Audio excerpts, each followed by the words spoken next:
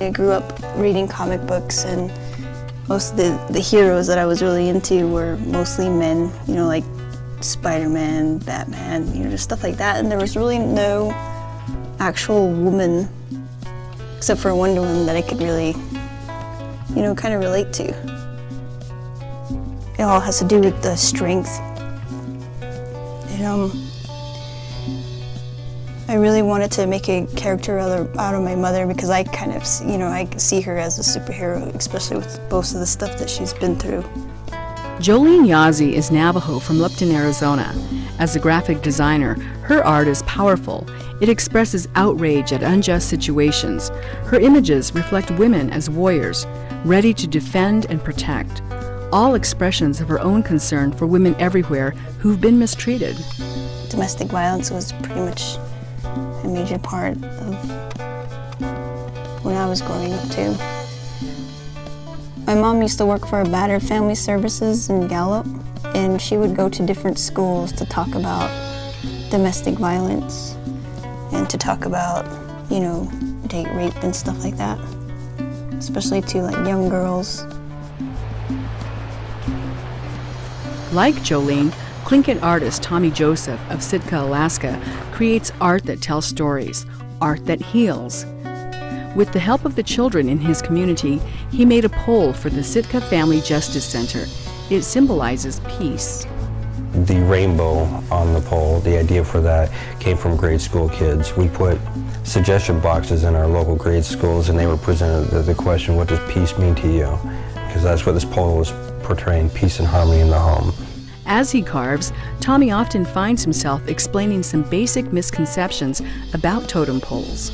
A misconception that totem poles are gods, you worship them, they're to ward off evil spirits, things like that. Just misinformation, stuff that everybody was taught when they were growing up about totem poles, and that's what they were. Well, that's not what they are at all. Another of his poles honors the memory of a beloved Japanese photographer, Michio Hoshino, who documented the heart of Alaska's wildlife before a horrible accident took his life. We treat these objects as if they were people, and when they're all done, you know, there's treated with respect throughout. They are given a name like you would give a person a name. I did a poll for the Kiksati clan here in Sitka. The Kiksati are the first people that settled here in this area. It was a memorial for telling the story of their side of the 1804 battle against the Russians. I guess that one had a lot of meaning, but they all have meanings. Our society is so product-oriented. If you take this much time and you spend that much time in the woods with this many roots, this is what you're going to end up with. Here it is. Ta-da! And my thinking is, don't look at the end. It's the journey. It's the journey that's so important. This is a reflection of my journey. I've been journeying for a long time. As Terry Rothkar notes, the importance of place is a common theme for Native peoples. The art often tells of their journey. So sometimes art is not meant to be sold, but rather created to record the history of the people. So like a totem, it has symbols to help tell the story. And the fault line is that fault line that goes all the way down to California, and it runs right by the mouth of Lituya Bay. My uncle was in there. There was an earthquake, and that was when there was this huge tsunami that hit. Remember, it's a very big bay with a very little opening. So like a fishbowl, it kind of sloshed back and forth before the water went out to the Pacific Ocean. And it took all of the trees and all of the vegetation down to bedrock. The side borders are that imagery. There are events that are of legendary proportion, and we have a responsibility to record those things because we are making the history today.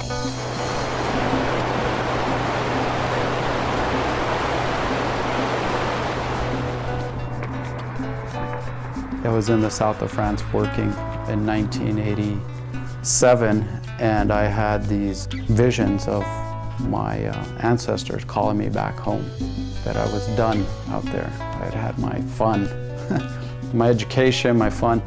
It was time for me to come back and do something. And so I paid a lot of attention to that. That vision led Governor Rivera to help create the Poe Center in Pewaukee, New Mexico. The center offers classes on making traditional arts, Pueblo clothing, pottery, jewelry, and more. Poe means a traditional pathway, which encompasses really a lot of what you do in life, and whether if it's like I've mentioned before, whether if it's business and/or cultural things, you're thinking about how to give back to your community, how to take care of your community, how to protect your community, and then also how to respect all of that you're involved in. Sean Tafoya teaches pottery and embroidery at the Poe Center. His garments are worn on important ceremonial occasions in many Pueblo communities, where they represent prayers for rain, goodness, and health.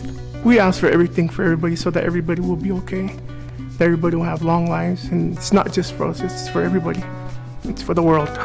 Pueblo people have always prayed for everyone around the world, so it was no different when terror struck America. When 9/11 happened, it was just right there when I was watching the TV. I was, oh my God, and then, but you got to keep going, and so much stuff is happening, I just felt really bad for all the people that got killed.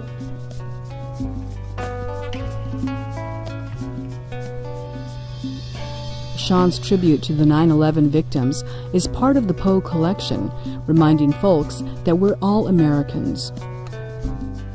I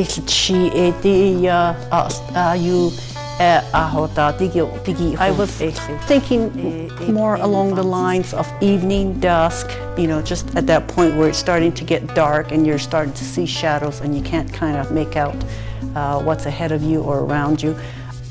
Some of Navajo painter Emmy Whitehorse's paintings express the fragility of nature. It is about beauty, I'm not afraid to show that, because it's one of those things that sometimes artists avoid. You don't want to have beautiful paintings. You want to show angst, you want to show your anger, you want to show all this, fighting with, visceral fighting with the canvas, but that's for, I don't know, that does not appeal to me. What I see is beauty, and that's what I see around me, and that's what I hope that people see in the paintings. I just want people to realize that there's a strength within themselves, and it's always going to be there.